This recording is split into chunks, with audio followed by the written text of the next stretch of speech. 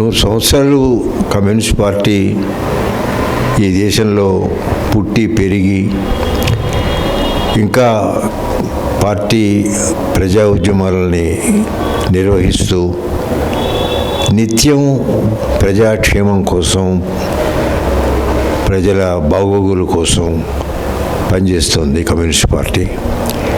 Communist ఉద్యమం జాతీయోద్యమంలో భాగంగా వచ్చింది.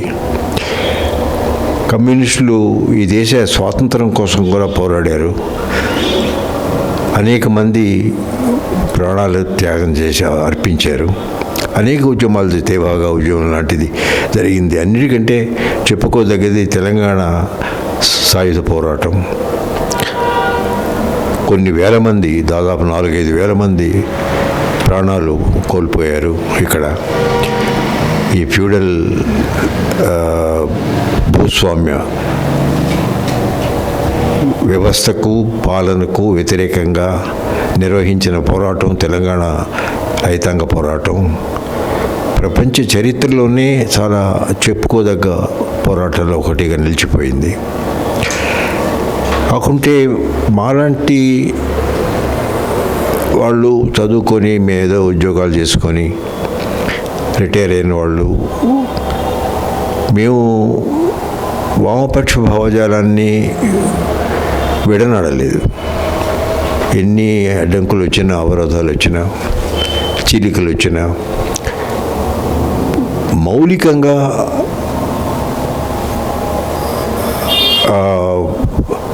కమ్యూనిస్టు భావజాలంతో, మార్క్సిజంతో నమ్మకంతోనే ఉన్నాం. మేము అనుకోవడం ఏంటంటే మాలాంటి వాళ్ళం ఈ దేశం ఇప్పుడు చాలా క్లిష్ట పరిస్థితుల్లో ఉంది. అంటే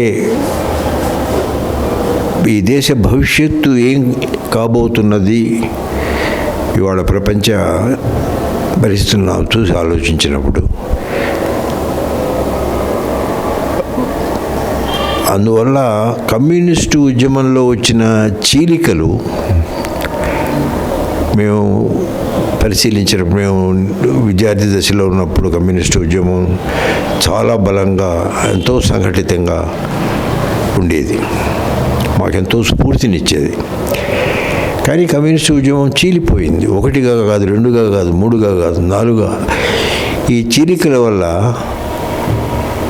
ఉద్యమం యొక్క తీవ్రత కానీ, ఉద్యమం యొక్క బలం కానీ, శక్తి కానీ ఆ మేరకు తగ్గింది. సో నేను కోరుకునేది ఏంటంటే, మొదట అసలు ఈ దేశంలో ఉండేటువంటి ప్రగతిశీల శక్తులు, కమ్యూనిస్ట్ పార్టీయే కాదు, కమ్యూనిస్ట్ పార్టీలో లేకపోయినా దేశ ప్రగతిని, భవిష్యత్తును కోరుకునేటువంటి అనేక మంది ఉన్నారు.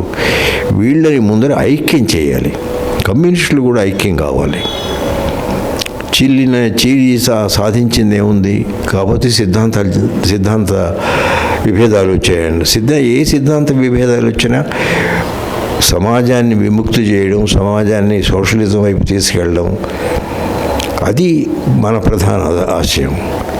కాబట్టి ఐక్యత కావాలి అని కోరుకునే వాళ్ళల్లో నేను ఒకడిని. ఇది సాధ్యం కాదు, మీరు ఎంత చెప్పినా అది వీలు పడదంటే నేనేం చెప్పలేను. కానీ కమ్యూనిస్టు భావజాలంతో ఏకీభవించేవాళ్ళు, కేవలం కమ్యూనిస్ట్ పార్టీయే కాకుండా ఏకీభవించేవాళ్ళు, ప్రగతిశీల శక్తులు అనేకం ఉన్నాయి ఈ దేశంలో. వీళ్ళని ఐక్యపరిచేటువంటి ప్రయత్నం కమ్యూనిస్ట్ పార్టీ చేయాలి. కమ్యూనిస్ట్ పార్టీకి ఆ శక్తి ఉంది. కమ్యూనిస్ట్ పార్టీ చేసిన త్యాగాలు ఒక తెలంగాణయే కాదు, తేభాగే కాదు, దేశం మొత్తం మీద అనేక ప్రాంతాల్లో కమ్యూనిస్టులు తమ ప్రాణాలు అర్పించారు. ఇవాళ కూడా వాళ్ళు దేశం కోసం చేయాల్సిన త్యాగాలను చేయడానికి ఏమీ వెనుకాడడం లేదు. ఇవాళ ఉండేటువంటివి చాలా క్లిష్ట పరిస్థితుల్లో ఉంది దేశం. అయినా కూడా పార్టీ ఒక సంఘటితమైనటువంటి కార్యక్రమంతో ముందుకు పోతుంది. ఈ సమయంలో పార్టీ మహాసభలు తెలంగాణలో జరగడం చాలా సంతోషం, ముదావహం. ఎందుకంటే తెలంగాణ అంటే తెలంగాణ రైతాంగ పోరాటం అది గోల్డెన్ లెటర్స్ తోటి లిఖించాల్సిన పోరాటం అది. కమ్యూనిస్ట్ పార్టీ నిర్వహించిన పోరాటంలో అన్నిటిలో కంటే కూడా దాదాపు 4,000 మంది, ఎంతమంది చనిపోయినారో లెక్కలేదు. అందువల్ల ఈ కమ్యూనిస్టు పార్టీ జరుగుతున్న మహాసభలు విజయవంతం కావాలి. అన్నిటికంటే ముఖ్యం, మళ్ళీ చెప్తున్నాను నేను, ఈ దేశంలో ఉండే ఇతర కమ్యూనిస్ట్ పార్టీలు కానీ ప్రగతిశీల శక్తులు కానీ ఐక్యత చాలా అవసరం. ఇవాళ ఐక్యత అందరూ కలిసి రాంది ఇవాళ ఉండేటువంటి ఈ దేశంలో ఉండే ప్రభుత్వాలని, పాలక వర్గాలని మనం ఎదుర్కోలేకపోవచ్చు అనేటువంటి భావన ఉంది. అందుకని ఐక్యత కోసం పోరాడాలని నేను చెప్తున్నాను. ఇప్పుడు తెలంగాణలో జరగబోయే జాతీయ మహాసభలు చాలా చరిత్రాత్మకమైనవి. ఎందుకంటే తెలంగాణ అన్నంతో తెలంగాణ రైతాంగ పోరాటం మన కళ్ళ ముందు నిలుస్తుంది. కాబట్టి తెలంగాణకు వచ్చి పార్టీ జాతీయ మహాసభలు జరుపుకోవడం చాలా సంతోషం. ఈ మహాసభలు విజయవంతం కావాలని నేను మనసారా కోరుకుంటున్నాను. మంచి తీర్మానాలు చేసి చర్చలు జరిపి దేశానికి ఒక వెలుగు బాట చూపించుతుంది కమ్యూనిస్ట్ ఉద్యమం అనే నమ్మకంతో నేను ఉన్నాను.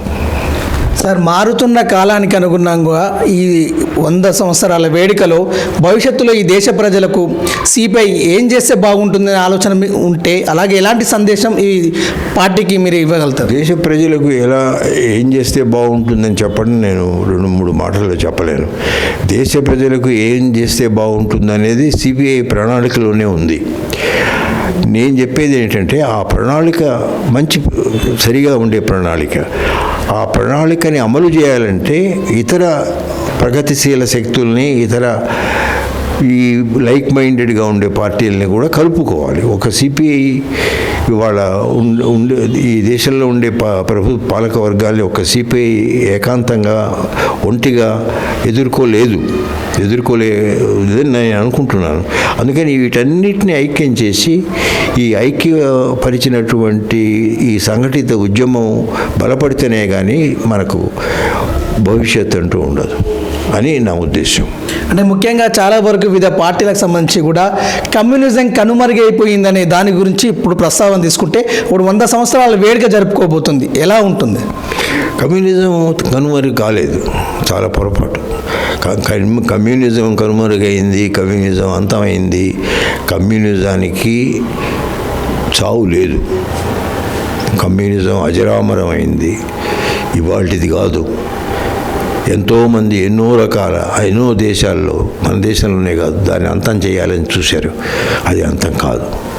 కమ్యూనిజం ఒక ప్రబలమైనటువంటి ప్రజా వత్తాసుతో కూడినటువంటి శక్తి. ఇదేదో కొంతమంది వ్యక్తులతో కూడినటువంటిది కాదు. ప్రజా వత్తాసు, ప్రజల సపోర్టు ఉన్నంతకాలం కమ్యూనిజానికి ఏ విధంగా దిగులు లేదు. కాకపోతే దాన్ని నిలుపుకోవాలి, దాన్ని ఇంకా పెంచుకోవాలి, ప్రజల్లోకి ఎలా తీసుకెళ్ళాలి.